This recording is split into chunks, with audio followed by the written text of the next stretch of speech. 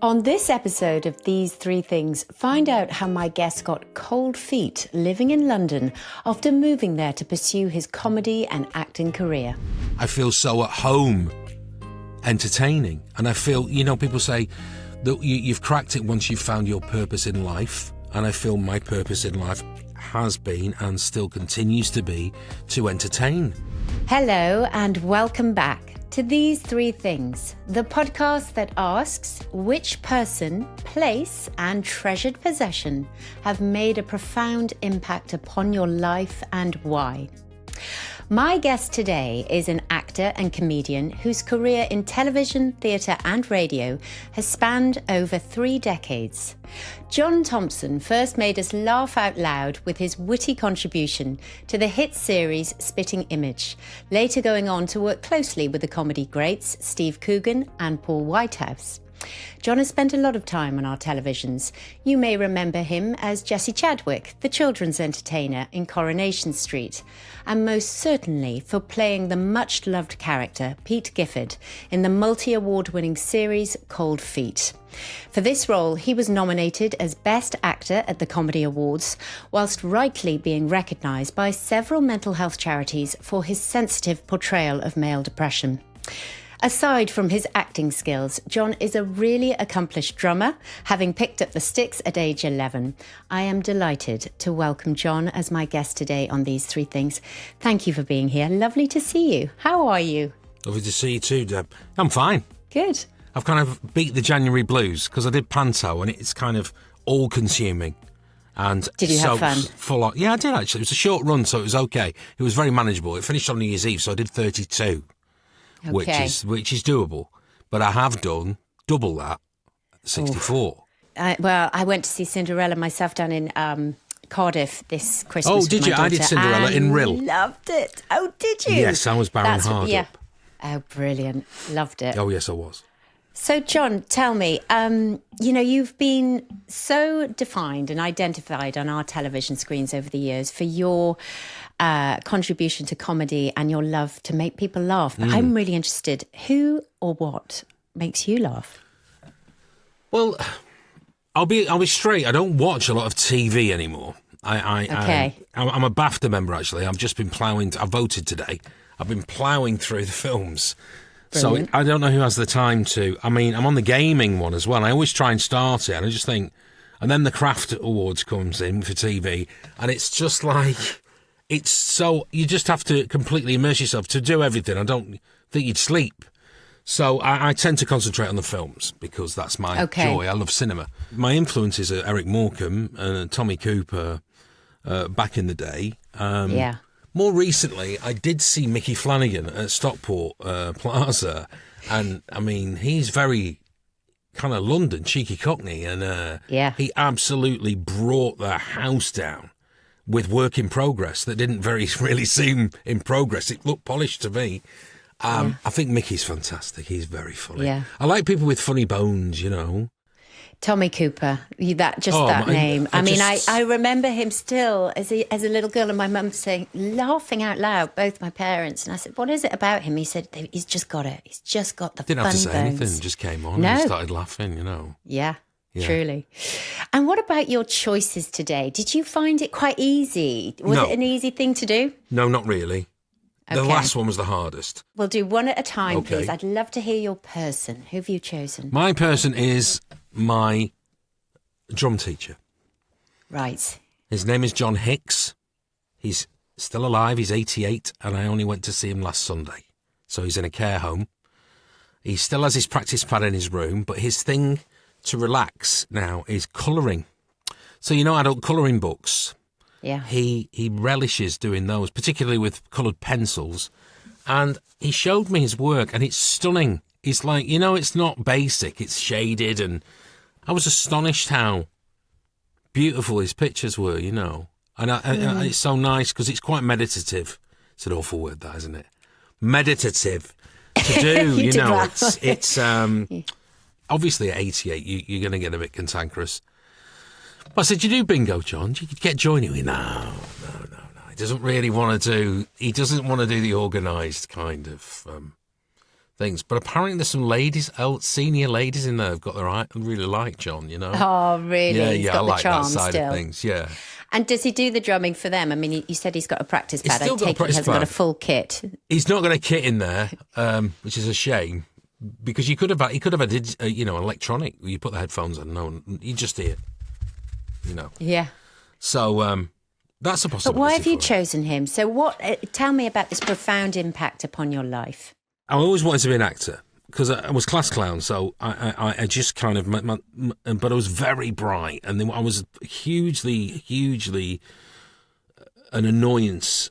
It was very frustrating to teach me when I was so kind of like difficult to teach. I was what's known as a low-level disruptor in teaching. Right, I think there's other ways of putting it, but okay. Yeah. So, but I had my IQ tested when I was a kid, and it was off the scale, and they were kind of like pushing me to be with the really kind of nerdy kids, and I didn't understand why, and there was I needed an outlet really. So comedy in the classroom was my outlet, and also I just felt the one instrument that I'd always kind of wanted to play was drums. And like I remember watching the Partridge Family and seeing them and thinking I'd like to be the drummer in them, and or the Osmonds or the Jackson 5. You know, I always kind of thought, oh, it'd be great to be the drummer. Even the Banana Splits, even them.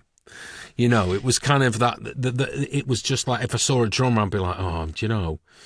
Anyway, my mum and dad sat me down and said, me and my brother Ben, and said, would you like to play an instrument? Ben went guitar, and they went fine, and maybe a bit of piano, and they both went right. And they went John, and I went drums, and they went, oh. And they said, okay, here's the deal. 1, you save up towards your first kit, and 2, you have proper lessons off a pro. And I said, done deal, and I did. I saved up money. My first drum kit was second hand in the Lancashire Evening Post, because I grew up in a village called New Longton, just outside Preston. And it was £99, and it was an Olympic Premier kit with a burgundy kind of grain, and it was great. The cymbals were awful. I had an Ajax Crash Ride and Crut hi-hats. Now, any drummer listening will go, ooh. They weren't like, you know, biscuits and lids, but they'd served a purpose, you know. And they said, right, we found your drum teacher. He's apparently very good. His name is John Hicks, and he plays with the Leyland Vehicles. So that wasn't far from me, Leyland. Leyland Vehicles brass band. Now, they're famous for doing a World Cup song called This Time. And John played on that, my teacher. And I was so proud because it was like, my drum teacher's famous, you know. It's like so exciting. And we used to go originally to where they would practice, Leyland Vehicles brass band.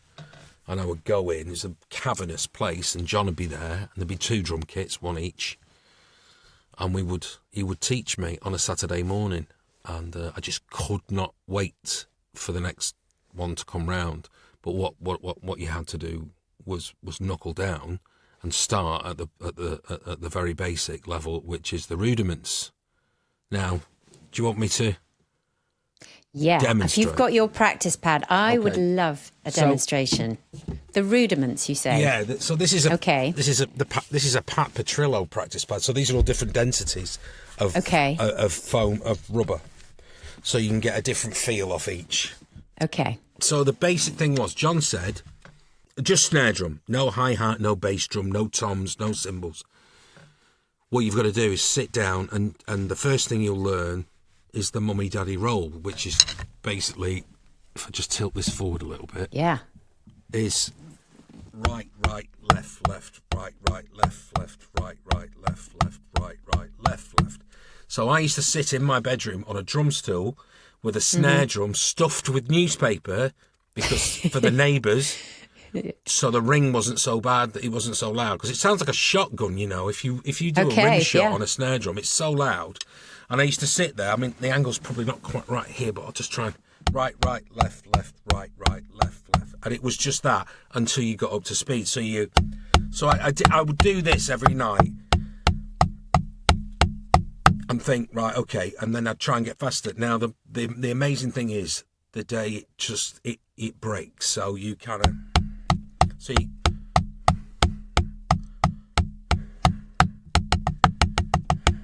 That's double time.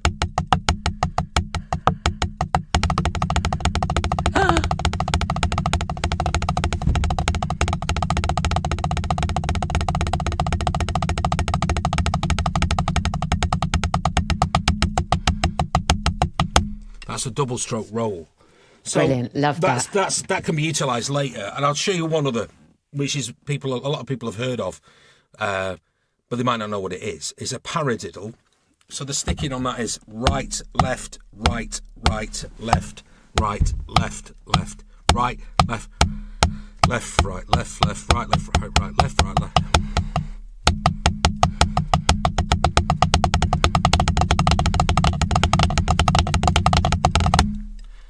So brilliant. Oh, thank you. That was so cool. That's what I did. So I was kind of frustrated because I wanted to play kind of funky beats. I wanted to play the kit.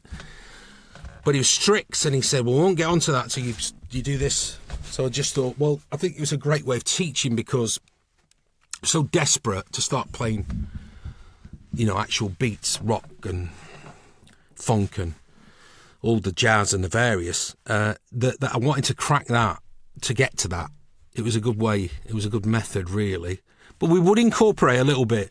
So what John did was to get me reading dots, to get me reading the music. I started off in brass bands, and I loathed it. Yeah, I was percussion. I didn't play drums. The drummer wasn't very good, and he didn't play very well. And I was already a better drummer than him. So I had to do things like play the bong, bong, the tubular bells. The worst part of it was I had to play timpani and I had to hand tune them. So there are timpani where you have a foot pedal and you put it in E. So say the piece is in E. You tune it just with a foot pedal and that pulls the tension of the string down and tunes it to E with a foot pedal. And then you put the brake on. So you go dum, dum, E. Right, that's E. Oh no. I had to have pitch pipes, which were and go do do do do do do do do do do do each tensioning screw. They were that old, so you go round until it's just so hard to get it tuned. So that and then the whole brass band culture didn't appeal to me really. It was a bit fags and real ale and it's a bit rough really. I didn't want it. You were looking for something different. Yeah, I was. Tell me, John, so you meet him at 11. You're waiting for the week to pass so that you can get to Saturday morning to have your lesson. He's obviously made such an impression on you so early, but his character, his personality, how did he make you feel? Where was your connection? He's a Londoner. He was in the RAF big band as well. So he talks like that, Joe, and he's very kind of like, oh yeah. And I used to make him laugh a lot because it was funny. And I used to do the odd impression for him when we were learning to do the drums. And then he would sit down with mum and dad because I've taught drums as well. I've taught, and some kids don't practice and they don't put the work in. And you have to do that honest thing with the parents and sit down with them and go, I don't think we should continue. I'm sure there's plenty that go, you just take the money. Yeah. But I don't think that's right. I think they should just say, listen, he's not interested. He's not practicing. He can't cut it. Time to call it a day. But John knew I was putting the work in, But and one thing he used to say about me, he went somewhere, he goes, my dad's name's Andrew, my mum's name's Marita. And he used to go, Andrew, Marita. He goes, your son, John, he's rum tackle, he is. Rum tackle. So he really wanted me to go to the States. It's often been misquoted, this, in my kind of history, that I was going to go to America and do a scholarship for acting, but it wasn't that. He said that he wanted me to go and maybe do a scholarship for drumming in America. And my first love was acting, and that's what I did. But I knew that I would continue to practice and play, because I knew even back then how precarious a profession acting is. and that work is not constant, as I found out last year. And this year so far, nothing. It's not, you have to have strings to your bow as an actor. Yeah. And John taught me very well. Now, what John did teach me, because he knew I wasn't into the brass band thing, which is very interesting. I'll tell you a funny story. The first, I think it was the second brass band that I played with, is in a place called Lostock Hall. But because it's Lancashire, they call it Lostock Hall. And people call it the Great LA, because they drop the H, right? And they said, I went, where's the practice? And he goes, oh, it's at Lostock Hall Flying Club. And I went, what? An airport in Lostock Hall? Well, I just can't get my head around it, you know. It's like industrial around there, like old mills. And anyway, got there, first time. The Flying Club was pigeon fanciers' place where they weigh them, you know, like homing pigeons. Yeah. That was where we practiced in the Flying Club, and that was pigeon fancying. Where they put the clips on and weigh the birds and everything. So that's brilliant. So John saw I didn't really have an interest in that, and then what he did was he started to teach me all the dance beats. Now his samba is like nothing else really. I mean, I need a snare drum for it, but I could try and emulate it on here. It's kind of like a...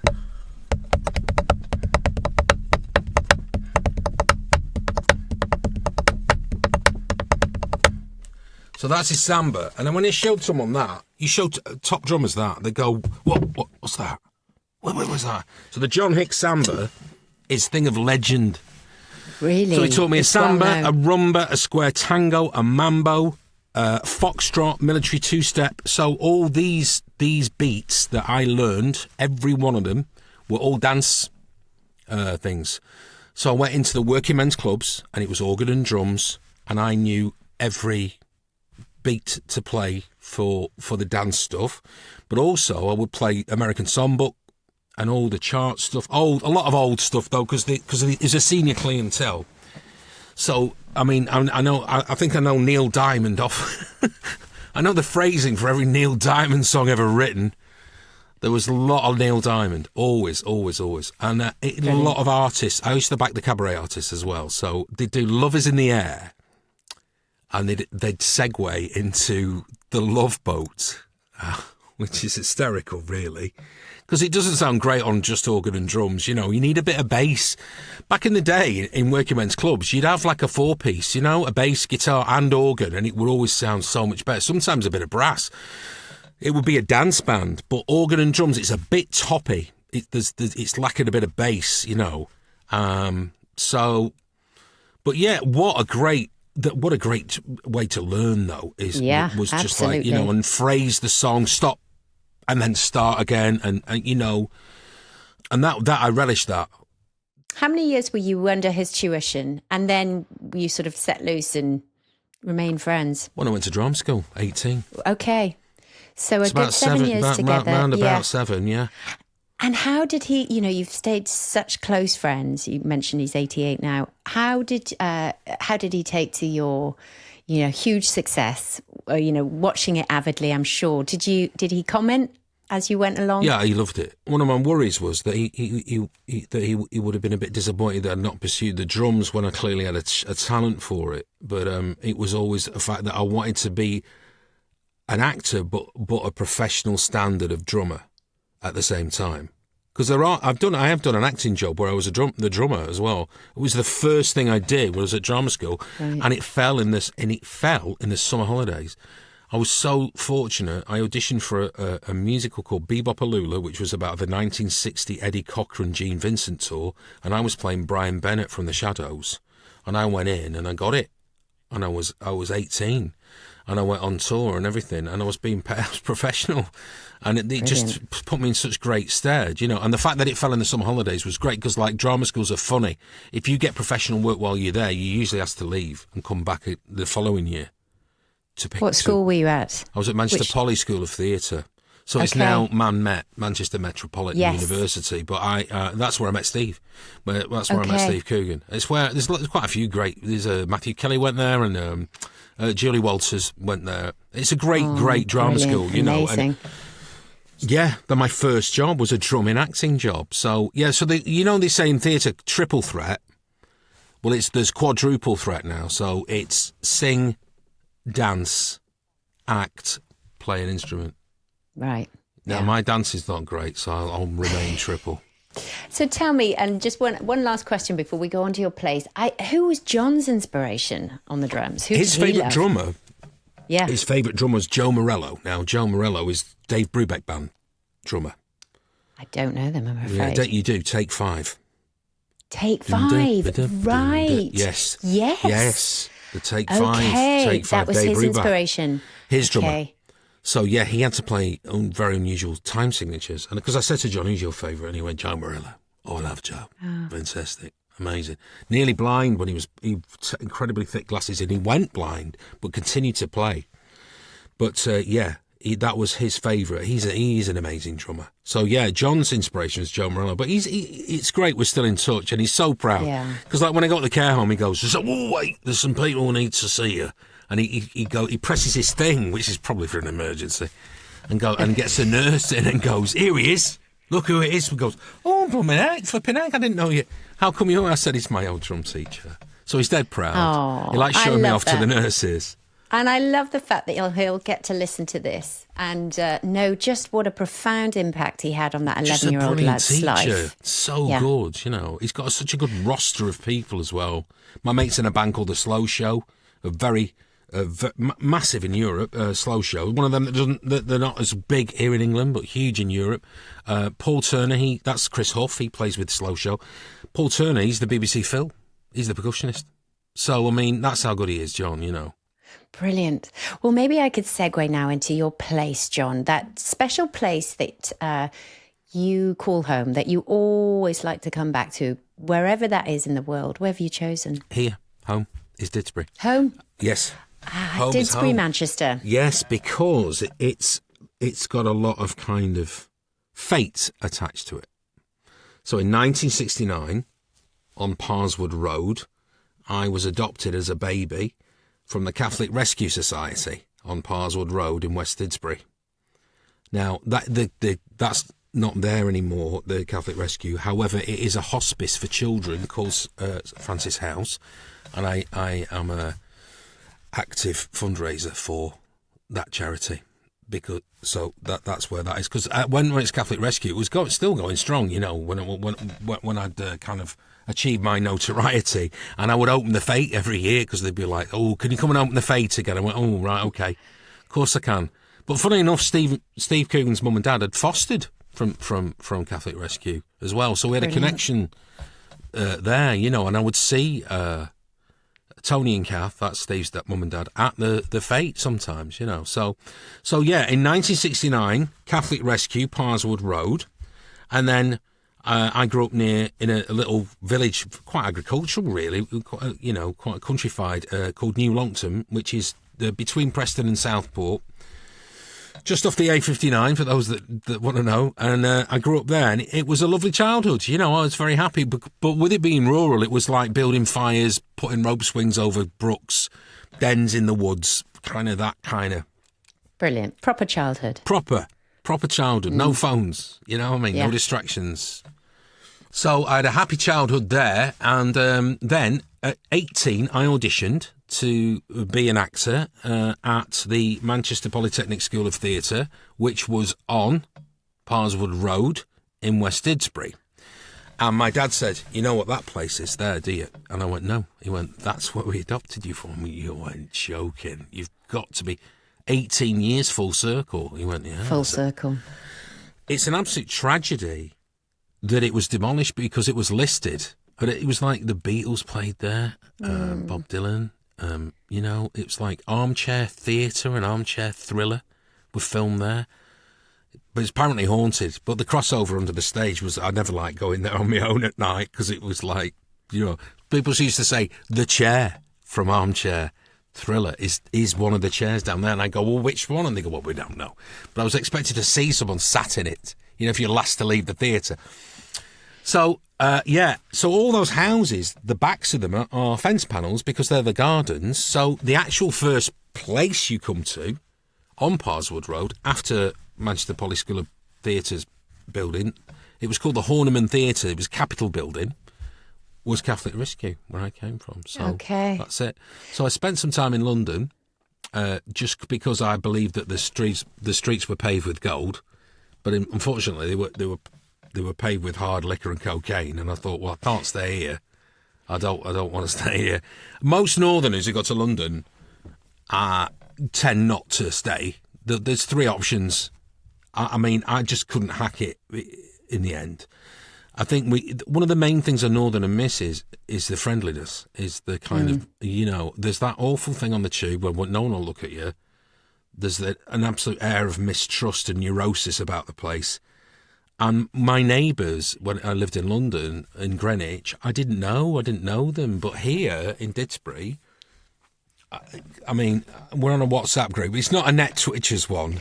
It's a little bit sometimes, but it bins and, I've got this. So someone help me. Can anyone lend me a step ladders? It's just lovely. Community help and everything. Absolutely. Community, it's so fun. It's so important, I mean, I'm a young 55. I don't feel 55 by any stretch of the imagination. But it's so nice to have people, looking out for you. It's a rental next door, and they always go, "You're the nicest neighbour we've ever had." And I went, "Well, that's great, because it's a shame there's not like a TripAdvisor, because I would have got 5 stars every time." But yeah, if people want help, I'll help. Pandemic. Anyone who got COVID, I had pies sent. There's a pie delivery service, and even the vegans on the end, they got vegan pies.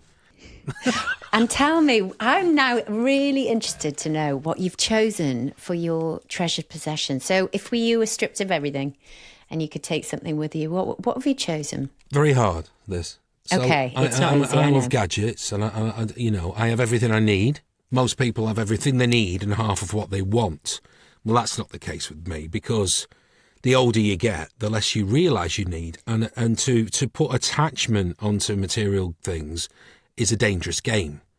I do have a vintage Jag that barely goes, that I love dearly, but it's a thing. It's not, if someone keyed it upset me, but, we move on, It's just like... So I thought about that. I thought about things that are like I love my Swiss Army knife. That's like a Swiss champion. I've had it 30 odd years and I use it occasionally. I love my air fryer. I got one before the pandemic. I was thinking all these things that I've got, and I thought, do you know what? The most important possession that I have is my sense of humour. Oh, brilliant. It's not a material thing.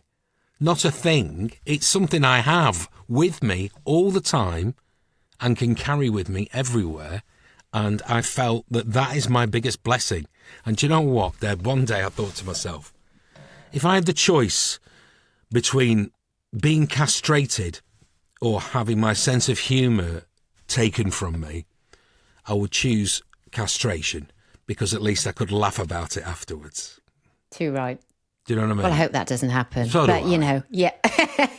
So this sense of humour, you were born with funny bones. It's kicked in from a very, very young age. And it's seen you through things. But can you laugh really when you get riled by life and you can get frustrated by the way of the world? Can you still find the funny side? Do you just naturally go there? Yeah. Always. Have to. I mean, last year was hard. Really hard. Work, personal issues. It was very, very hard for me. But I'm here and I'm still laughing and still making people laugh, I'm blessed with a gift that's part natural, part learned. Like I mentioned, I feel so at home entertaining. And I feel, people say that you've cracked it once you've found your purpose in life. And I feel my purpose in life has been and still continues to be to entertain. Yeah. And that's great. And the bonus of that is that sometimes I forget I'm being paid for it, which is just the dream job. Can you imagine? Just, oh God, yeah, I get paid for that. And it's just I'm doing something I love. That's so. I feel so sorry for people who just kind of stuck in a job. you know. And I always think if you have got a passion and you have got like a talent or a skill or a hidden ability that people don't really know about, maybe your close friends and family know, do something about it. Get out of that job. To find your passion, to turn it into your purpose and then get paid for it. It never feels like you're going to work, does it? And that is the dream. And, you know, God willing, we all get there. But also, you know, you talk about a sense of humour, and obviously on the shadow of that is the darker times, which fuel and feed the funnier moments in life. And can you tell me a little bit about that? Have you mentioned last year was really difficult. Have you found when you're going through those more challenging times in life that the light will come and you're going to really be able to laugh at it? Yes, I think so. I did the Fast Show live tour last year, and I found that quite a bit of a shock, really, because I'm not used to touring on a coach and stopping off for lunch at service stations. So that the logistical side of it, kind of, you know, and I couldn't wait to get on and be funny and entertain, you know. But that kind of, you had to take the rough with the smooth. So I found, but we're going again this November, so I know what to expect now, and it's very different, you know. And you're working as a team. So you've only, you know, when you do stand-up, you've only yourself to blame. That's why double acts always fall out, you know. I'm convinced of that, because one goes, "What would you do that for?" I go, "What do you mean?" He goes, we don't normally do it like that." And I go, "Well, it's just trying something new." He goes, "Well, you wrecks it." And it's like, you know, you always say that. They go, "Well, they don't speak. They perform on stage together, but they don't speak in real life." It's, I think it's that two-hander thing, double acts, not bigger ensembles, but there's always that. Well, there's always someone to blame. So, I mean, but that wasn't the case. I mean, we've got a good show. I mean, it's sold out again. So, and the week at the Palladium, which is very exciting. We've got a week at the Palladium, which going back to John Hicks. I never got this is like a dream come true. This is when you know, something that's happened in your lifetime where you go, that is absolutely amazing. Was the 25th anniversary of the drummer Buddy Rich at the Palladium with some of the world's greatest drummers. I was asked to host. Buddy died on my 21st birthday, the 2nd of April, and I was gutted because he was such a hero of mine. Anyway, I got to go on, host the show with his daughter Kathy. Not only that, I played with the Buddy Rich Big Band, and I was like, Full circle. This is just Did John get to watch you do that? No, I didn't get to go. He's quite infirm now. He has terrible lung issues. He's got emphysema and COPD, so it's difficult, you know. Yeah. But he knew all about it, so he was like, "Wow," you know. I always keep him up to date.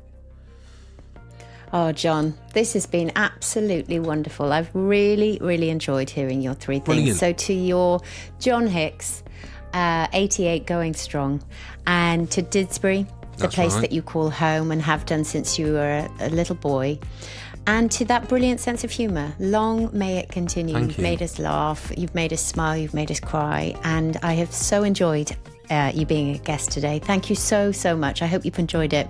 Thank you, Deb. Thank you for having me on. It's been lovely. Thanks a lot. And thank you for joining us today for another episode of These Three Things. If you have particularly enjoyed this conversation, please do share it with a friend. Press subscribe or follow on your preferred platform. And if you have an extra minute, a comment or review is greatly appreciated. We release episodes every fortnight. So until next time, thank you and take care.